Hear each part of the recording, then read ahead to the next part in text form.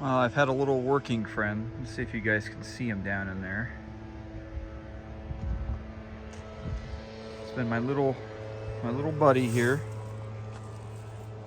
It's this white pigeon. He's just been walking around the yard, hanging out with me. I don't see anything obviously wrong with him, but he's not flying, so the poor little guy, I'm not sure what's wrong with him, but he's just been hanging out. He lets me get within about right now I'm probably less than a foot from him, and he just kind of hangs out in the bushes with me while I'm working on the camper here.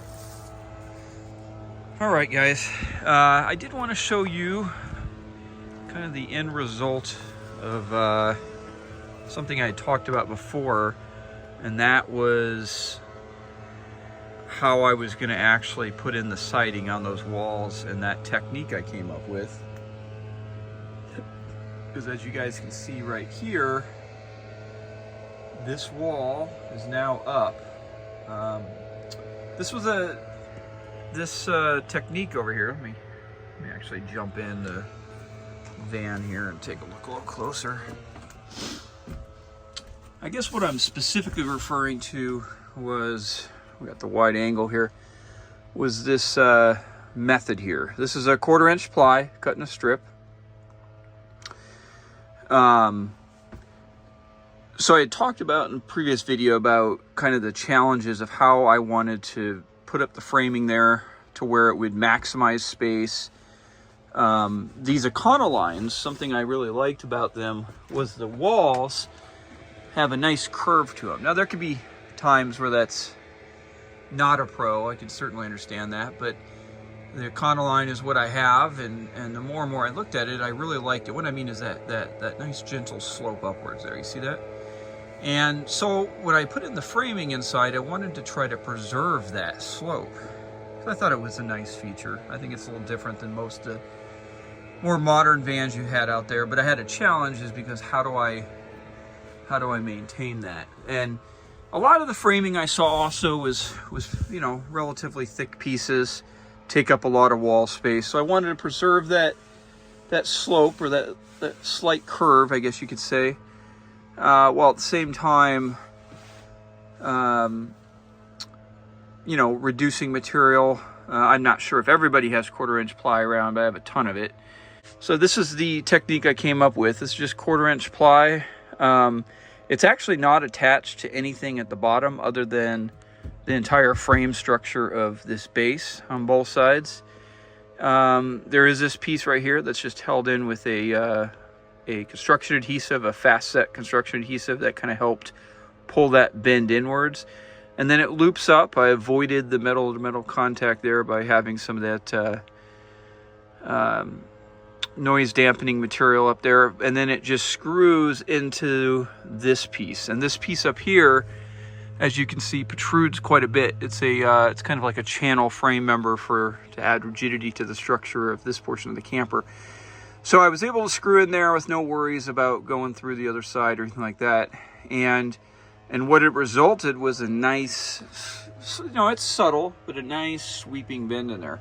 Now this was a new idea I came up with. I mean, I'm sure somebody at some point has done this, but I didn't mimic this from a video online or anything, so I wasn't quite sure how it would hold up, but it did. On this wall, the results, I was more than happy. Couple tips that I did for those who may just now be watching. I've made a lot of custom truck campers in my life, and these Cedar, the Cedar you see here is just fence pickets. It's planed down to 1/2 inch, and then I cut a lap joint. Let's look at this little piece of scrap here. So each side has this alternating lap. I just used a dado blade to cut it. This is cut down to about half the width of the board. Obviously this is just scrap. The other side would have opposite side. And then you just place it down like this, and then the opposite side kind of meshes on the outside of this. I use this caulking on, you know, this on each of those little frame members going up and down where it's going to sit, And then on the top piece, so imagine I already have this one down and this would slide in there. I would run a bead of caulking on the inside here, and that's the key tip, is it's on the piece that you're installing, and you run it on the inside. And if you do that, when you put it in, you don't get any squeeze out, or at least a very minimal amount. You don't want any squeeze out at all. What I found by using, you could use a variety of caulking, but I've used this, there we go. I've used this DAP brand Dynaflex Ultra. It's a little spendy, about $8-9 a tube here. They come in a couple different colors. The color doesn't matter which one you use. I just use the Cedar Tan in case I do have a little cleanup. It's less obvious. But they come in dark browns. They come in a clear. They come in a white. They come in all kinds. But this caulking and caulking in general has actually a surprisingly strong adhesive quality once it finally sets up. It takes about 6-7 days. It'll set up in about 24 hours. But what that does is when you use that, even though, you know, those 1/4-inch pieces that define that vertical attachment there, are 1/4-inch ply, so they're going to flex a little bit. But when you use that rigid cedar, it's attached with an adhesive to that frame member, and then it attaches through that lap joint between each individual piece.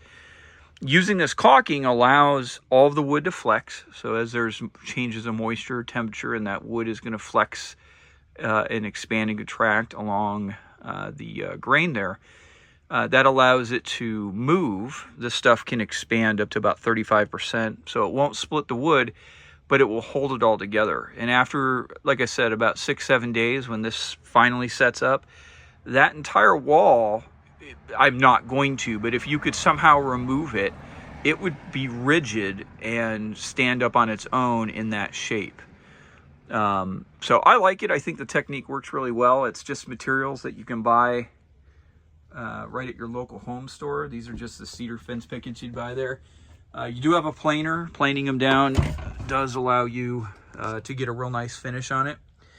But this is the example of the end result. You guys can see, obviously, I haven't finished up this top portion here, but it's coming out really good. So just thought I'd share that with you guys. Thanks for watching. Let's check out the little birdie here. Where'd he go? I guess I don't actually know if it's a boy or girl. There he is. He's hanging out over there. He's just hanging. There's a lot of little cats and everything in the neighborhood, so I kind of don't know how long he's going to survive. But man, I usually don't get too excited about pigeons, but that is one pretty bird. Thanks for watching.